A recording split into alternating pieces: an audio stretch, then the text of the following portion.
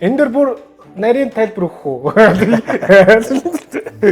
А яагаад тэгж бодож ирсэн бэхээр энэ нөгөө 10 жил байхдаа жүжигчин янз бүрийн нөгөө урлагийн юу болохоор хамгийн их тусаа явчихдаг байсан байхгүй. Нэг босдгоо өгч яг тийм юм дээр. Тэгэхээр би бас магадгүй бас тэр жүжигчний мэргэжлийн сонирхол бас байсан байхаа. Магадгүй аав нь тэрийг бас дэмжээг байж магадгүй гэж бодод байдаг. За ингээд бит хоёр одоо аавын нэлээд дээр үе тоглосон Зүхтаараа кинонд одоо дуу оруулах гэж байна. Нэлээд дээр үе дураг мартагдсан юм шиг Тэгээ мартагдсан аавал бас жоохон сарахад хэцүү л баг шиг. Энэ одоо нэг 20 эдтэй л байсан баг та. Гэрийн зочдын ээлжид дугаар эхэлж байна. Энэ удаагийн гэрийн зочдод урлагийн салбарын томоохон төлөөллүүдийн нэг болох Монгол улсын гавьяа жүжигчин Эрдэнэ зан мөн түүний хүү Инэрлийн хамт оролцож байна. Монголын үзэгчид тэдний хамтд нь тагнуул заав кинонд тоглосноор нь мэдэх үз. Аав хүү хоёр бие биенээ хэр мэдэх бол Гэр интернетийн гэрийн зочноор ингээд хүүтэйгээ өргөдөөд та бүхэнтэйгээ уулзахаар ингээд сууж байна.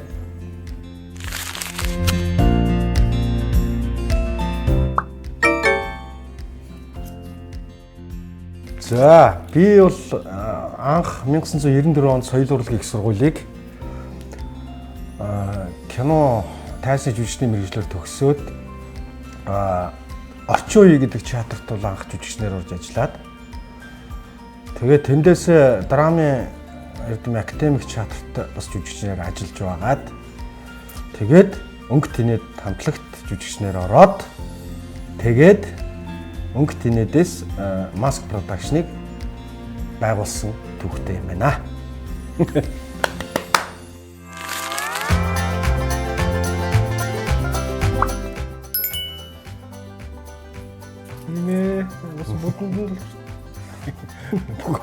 Угаал.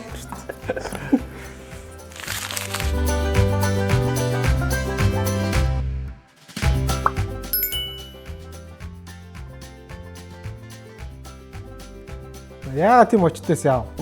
Тэр 10 жилд байхад нэг курьер гэдэг одоо зарлага гэдэг нэг Оросын нэг кино амар хүчийг аваад тэрэн дээр нэг юм уруулаа цэнхэрэ бодсон нэг хүүхэн гардаг байхгүй юу. Тэгээ тэрийг би нөгөө найз нарын хадуун дуурайгаад нөгөө хүүхнийг ингээд яатсан чинь дуурайгаал хийгээл бид нар тэгээл нээлтдэг байсан чинь нөгөө Заана гэдэг нэрийг аваачаад Зина болгоцсон байхгүй. Тэр нь болохоор Зинаида Павловна гэдэг нэртэй хүүхэн байсан. Тэгээд Зина гэдэг очтой.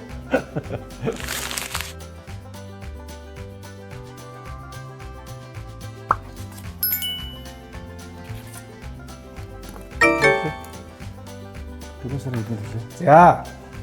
Би 4 сарын 26-нд ирсэн. Тий. Энэ дэр бүр нарийн тайлбар өгөх үү?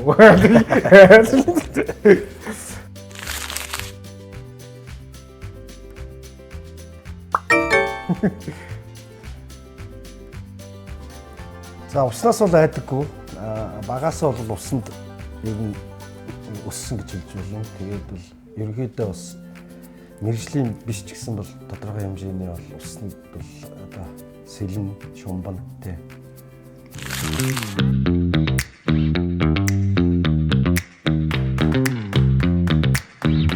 12-ийн хэдэн за биз. За бэ дээр унсан байхад. Бэ олчихё. Бэгийнхаа гэж. Би бэгийнх шүү.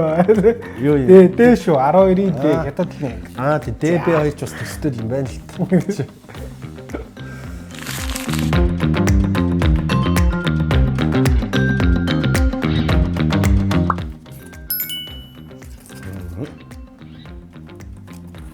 Энэ нэг тайлбар. Манай аав бол өөрийнхөө талаар бидэрт аягуулсаа ярьдэн шүү. Ярьдаг юм байна. Багасаа бол зурдаг байсан.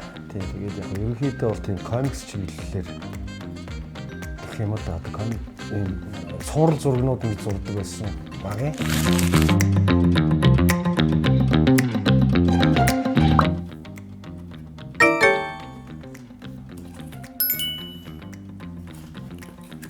Ерөнхийдөө бол энэ дээр тайлбар ихэд ерөнхийдөө надад их олон мэрэгжил байсан. Ер нь аавтайгаа л ярилцчих байсан. Зөндөө олон мэрэгжил.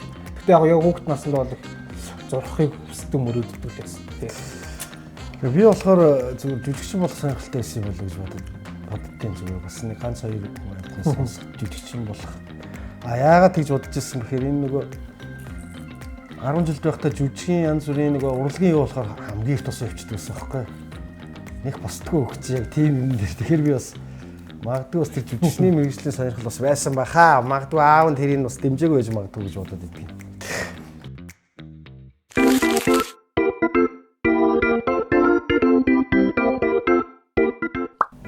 Тэгэхээр чи юу гэсэн үг лээ? Ер нь бол гэрийн зочдтой санаа төвлөх гэсэн үг үү тийм. Манай зүгээр сууж чаддгүй. Хүмүүс ирэхэд. За яах вэ?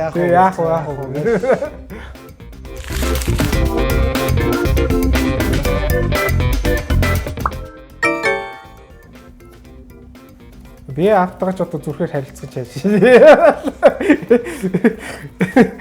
Авраг зүрхээ бол. Яг хоо зүгээр нэг зүрх гэдгийг би бол нөгөө одоо янз бүрийн хүмүүсийн намайг дэмжсэн постууд, урам өгсөн постууд тиймэрхүү зүйлүүд дээр бол одоо зүрх дарддаг л да.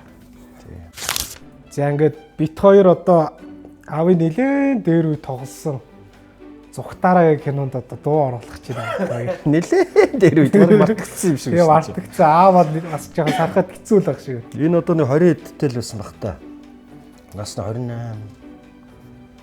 27-8-тай байсан үеийн кино л та. Нэлээд залуу байсан. Аавын нэлээд залуу байсан юм зураг гинэ. Зураг авт кино. Хөөх ямар их мөнгө вэ? Хаана мөнгө байна? Тэнийгээ юу яриад байгаа чи бит хоёрын эцэг хоолны мөнгөийг хилж байна. Эцэмч төлөхгүй байх юм атгач. Алуу сүнг аваад ир тий.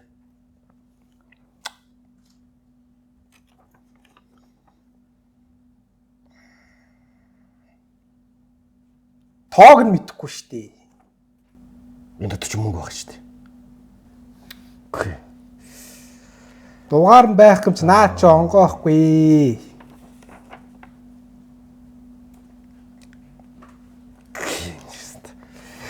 За яста балгасан юм боллоо л да. За энэ баг нөгөө анхны бүрийн хэмжээний кино байхаа миний хувьд ч хөнгө тэнэд байхад хийгдчихсэн кино. Тэгэхээр ч 27-8 тал байсан юм шиг байна л да. Сая харсан чинь зүгээр дуу оруулахт л бодлоо л доо.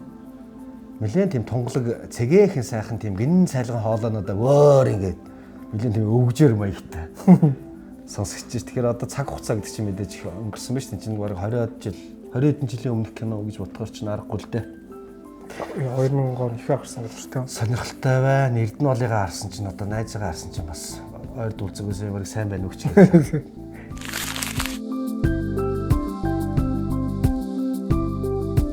За ингээд миний нэг алдартай үг гэдэг.